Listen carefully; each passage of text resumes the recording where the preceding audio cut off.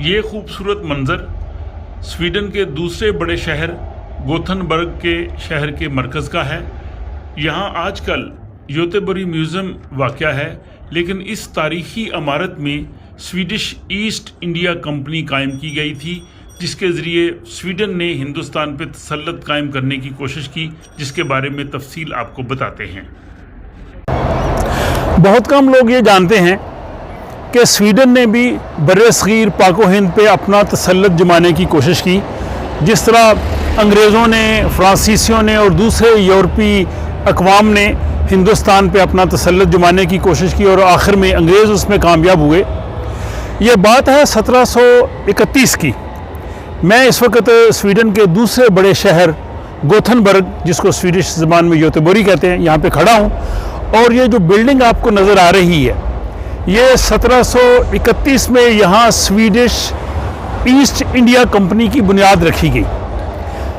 कहने को तो ये एक तजारती कंपनी थी, जिस तरह अंग्रेज़ तजारत के बहाने हिंदुस्तान आए और उस वक्त हिंदुस्तान जो था वो पाकिस्तान, इंडिया और बांग्लादेश पे मुश्तमिल था।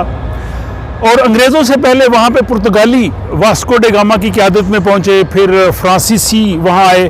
फ्रांसीसियों ने कोशिश की कि वो वहाँ पे तसल्लुत जमाए। आपको पता है कि टीपू सुल्तान के साथ उनकी इत्तेहाद था, लेकिन फ्रांसीसी भी कामयाब नहीं हो सके और दीगर यूरोपी अक़वाम भी कामयाब नहीं हुई। सिर्फ अंग्रेज़ वहाँ पे अपना कब्ज़ा जमाने में कामयाब हुए। लेकिन मैं आपको बता रहा हूँ कि स्वीडन वालों ने भी 1731 में स्वीडिश ईस्ट इंडिया कंपनी की बुनियाद रखी और गोथनबर्ग के शहर में ये जो बिल्डिंग नज़र आ रही है, यहाँ पे उन्होंने अपना हेडक्वार्टर बनाया। उनके पास 37 बहरी जहाज़ थे। उनका मकसद ये था कि हिंदुस्तान और चीन के साथ वो जो है वो तजारत करें, जिसमें मसाला जात, जिसमें रेशम और दूसरी चीज़ों की तजारत थी। लेकिन यूरोपी अक़वाम जो थी वो गई तो तजारत के बहाने थी। मकसद उनका था कि अगर उनके पास इतनी क़ुव्वत हो तो वो उस बर्र-ए-सग़ीर में अपना कब्ज़ा जमा सकते, लेकिन इनके लिए इतना मुमकिन नहीं था, इनके पास इतने वसाइल नहीं थे। और आखिर ये 1813 में जाके ये कंपनी ख़त्म हो गई और फिर इनका वहाँ पे तसल्लुत ना हो सका। और यहाँ गोथनबर्ग में ही इन्होंने उस दौर का एक रेप्लिका जहाज़ भी बनाया हुआ है। तो कहने का मकसद ये है कि ये भी एक तारीख़ का एक वर्क है।